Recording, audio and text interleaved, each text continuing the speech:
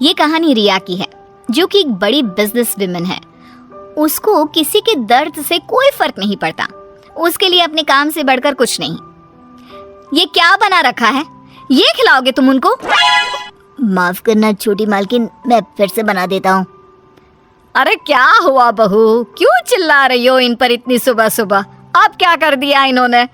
Mummy जी, अभी दोपहर को मेरे बहुत ही इम्पोर्टेंट गेस्ट आने वाले हैं और इनका खाना ऐसा है बेस्वाद। अगर ये खाएंगे तो क्या सोचेंगे? इनको अभी के अभी नौकरी से निकाल दो। मुझे ऐसे लोग काम पर नहीं चाहिए जिनको ठीक से काम करना नहीं आता। अरे लेकिन बहू, ये बहुत सालों से हमारे लिए काम कर रहे हैं, ऐसा कैसे निकाल दे? हाँ मेम साहब, मुझे नौकरी से मत निकालिए, मैं अच्छे से काम करूँगा, आपको शिकायत का कोई मौका नहीं दूंगा। मैंने एक बार जो बोल दिया सो बोल दिया। जल्दी से कोई नया शेफ ढूंढ कर लाओ। अगले दिन ऑफिस में, ये सब क्या है? अभी तक ये काम पूरा क्यों नहीं हुआ है? मैम, वो क्या? किसको दिया था मैंने ये काम? उसको अभी मेरे सामने बुलाकर लाओ। जी मैम। मैम, वो सर्वर में थोड़ी दिक्कत आ गई थी। किसके, तुम्हारे या कंप्यूटर के? वो मैम, बात यह है कि जितना वक्त तुम आज मुझे समझाने में जाया कर रहे हो ना, उतना वक्त अगर तुमने कल इस काम को करने में किया होता तो आज ये पूरा हो जाता। तुम्हें नौकरी से निकाला जाता है। मैम प्लीज ऐसा मत करिए, मेरे छोटे छोटे बच्चे हैं, अगर मेरी नौकरी चली गई तो। ये सब तुमको ऐसा काम करने से पहले सोचना चाहिए था। मैम मुझे एक मौका और दीजिए, मैं अभी पूरा करके लाता हूँ। ये जो मौका था, यही तुम्हारा आखिरी मौका था जो तुमने गंवा दिया। मैं और कुछ नहीं सुनना चाहती। मेरी कंपनी में तुम जैसे कामचोरों के लिए कोई जगह नहीं है। तुम्हें इस नौकरी से निकाला जाता है। शाम को घर पर, मैंने सुना आज तुमने फिर किसी को नौकरी से निकाल दिया। अरे हमारी पॉलिसी है ना, हमारी कंपनी लोगों के इमोशंस का भी ध्यान रखती है। इमोशन कुछ नहीं होता, कमजोर होते हैं वो लोग जो ऐसे काम करते हैं। और नौकरी से निकाल दिया तो इसमें कोई नई बात नहीं। जिस तरह घर को साफ करने के लिए गंदगी बाहर फेंकनी पड़ती है, उसी तरह कंपनी को आगे बढ़ाने के लिए यूजलेस लोगों को कंपनी से बाहर निकालना पड़ेगा। तुम लोगों की तुलना गंदगी से कैसे कर सकती हो? जिस स्पीड से तुम लोगों को निकालती हो, मुझे डर है कि किसी दिन कंपनी के सभी लोग ही ना निकल जाए। फिक्र मत करो, ऐसा कभी नहीं होगा। ऐसी बड़ी कंपनी में काम करने के लिए लोग तरसते हैं।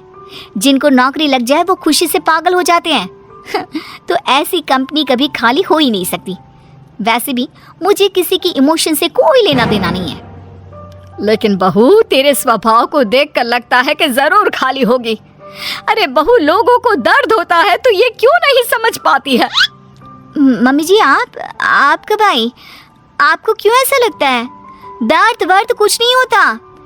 कम से कम मैंने तो इस दर्द नाम की चिड़िया को कभी फील ही नहीं किया।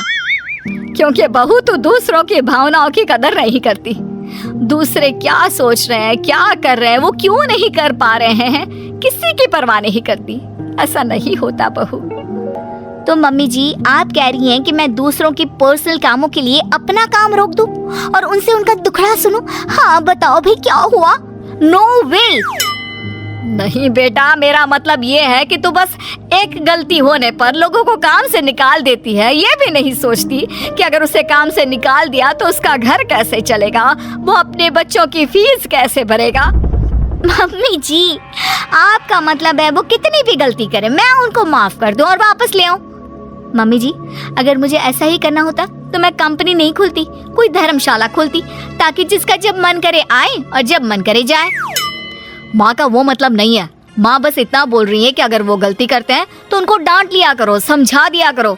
लेकिन नौकरी से निकालना बहुत ज्यादा नहीं हो गया?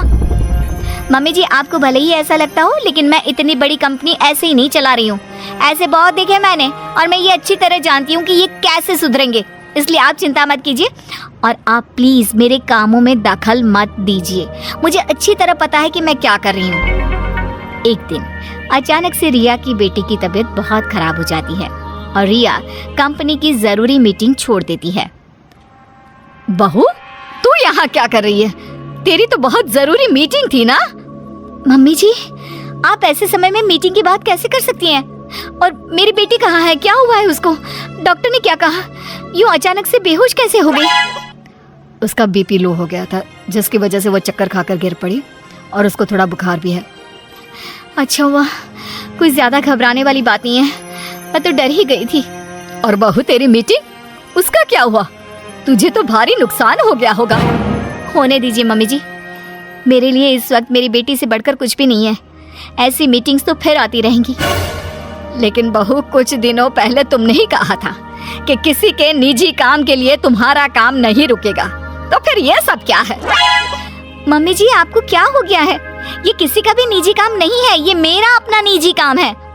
वही तो बहू, जब तुम्हारा काम था तो तुम सब कुछ छोड़कर यहाँ आ गई, और तुम चाहती हो कि दूसरों के घरों में कितनी भी परेशानी दिक्कत आ जाए, वो उसको छोड़कर अपने काम को पहली ड्यूटी समझे।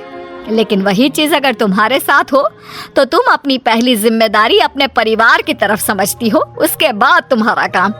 ये कैसी नाइंसाफी है? उनके साथ तुम करो तो ठीक और वो करे तो गलत। आप सही कह रही हैं मम्मी जी, मैंने ये बात कभी समझी ही नहीं। अब तो समझ गई ना? अब से उनके साथ कुछ ऐसा मत करना, उनकी भी परेशानी समझने की कोशिश करना। हाँ मम्मी जी, अब मैं सब समझ गई हूँ। मुझे अपनी गलती का एहसास हो गया है।